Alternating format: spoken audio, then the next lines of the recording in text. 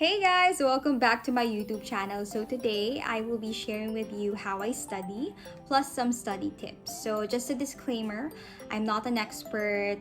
I don't want to feel like an expert. These are just the study habits that helped me throughout my years of studying. So from high school to college and up to now. Ito yung mga ginagawa ko na nakatulong sa akin na makasurvive sa pag-aaral, and I hope makatulong din ito sa inyo. So, if you guys want to know more, then please keep on watching. I will be sharing with you first 4 tips kung ano ba yung mga kino-consider ko before I study. So, these are like the general things that I consider before I go to the actual studying. So, yung mga bagay na nakatulong sa akin para makapag-aral ako ng maayos. Okay? So, number 1 is you have to set your goals. You have to know or you have to understand why you're doing something. So, in my case, if I'm studying law, if you guys are studying medicine, why are you doing it? Bakit pa kayo nagpapakapagod? So, ano ba yung mga goals nyo? Bakit nyo siya ginagawa? Tip number 2, you have to make a plan. So, now that you've set your goals, alam mo na kung ano yung ginagawa mo, bakit mo siya ginagawa. Second is, gagawa ka na ng plano, diba? You will make a plan on how to achieve that goal. So, make a schedule in my case.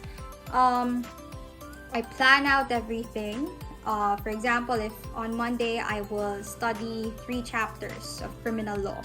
The next day, I will study 3 chapters again with cases of civil law, something like that. So, you plan out kung ano ba yung aaralin nyo for the week, for the day, and make sure na when you plan, you really stick to that plan. Be disciplined enough to know that your goal is important and you really want to be where you want to be, charot. So, kumbaga, gusto nyo talaga ma-achieve yung goal na yun. Kaya gagawin nyo yung plan. Tip number 3. Find a conducive place to study. So, for me guys, sobrang importante nito kasi I cannot really study in crowded places or in noisy areas. Alam to ng family ko. Kasi pag nag-aaral ako, nakasara yung pinto ko, bawal pumasok, ganyan. I know it involves privilege. Syempre, not everyone has a conducive place to study and you would always just settle and wala kang magawa, you have no choice. But if you guys do have a choice, just find your comfort zone. Find a place where you think you would be able to concentrate and really focus on your studies. Because if not, it will really affect yung pag-aaral nyo, yung pag-absorb nyo ng information. Magiging useless talaga as in. Kaya ako, I love studying in a room that's quiet, with no one in there, just me, because I could speak to myself actually and recite without anyone bothering me or anyone distracting me. So that's important for me. So again, tip number 3 is find a conducive place to study. Tip number 4, take breaks when studying. So, when I say take breaks when studying, huwag naman yung mga 1 hour break, mga 2 hours break na gano'n. Pero depende naman sa inyo. For me, I take quick breaks in between hours of studying. So, for example, I've studied for, let's say, 1.5 hour. I'll take a 15-minute break. And then, mag-aral ulit ng 1.5 hour and then take another 15-minute break. It's like giving yourself a reward. So, for example, if you have studied for 1.5 hours na serious studying talaga and you've absorbed so many things and understood it, and then you give yourself a 15-minute break just to relax and reflect and drink a cup of coffee, maybe drink water, then alam mo yun, small victories, small wins, and nakaka-reinforce, nakakahingal yung utak mo kahit papano. Since I've already shared with you the general things that I consider before I study or things that have helped me to ensure that I study efficiently and effectively, now let's go into the actual studying process. So what I do is I read the text aloud. So whatever readings I have, I read it aloud, I recite, and then I take down notes. So when I read, in my case, kasi I'm a working student, I don't have that much time to read the text multiple times. So, I have to make sure na at least pag isang basa, maintindihan ko na. So, pag nabasa ko na yun ng isang beses, i-discuss ko na sa sarili ko ano yung pagkakaintindi ko doon. Ano yung pagkakaintindi ko doon. Then, madalas tinatagalog ko siya.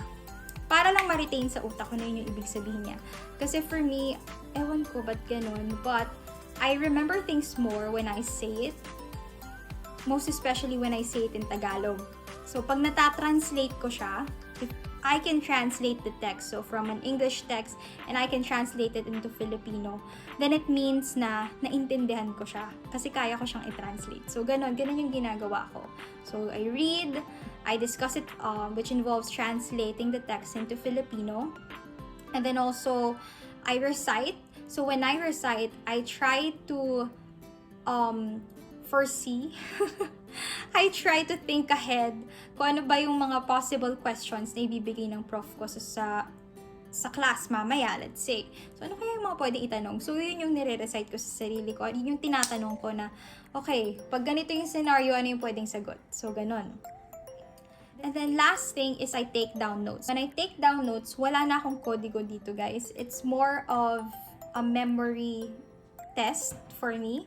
Kasi, when I take down notes, it challenges me to recall everything that I've read, everything that I've discussed. And yung notes ko na yun, ginagamit ko rin yun as my reviewer.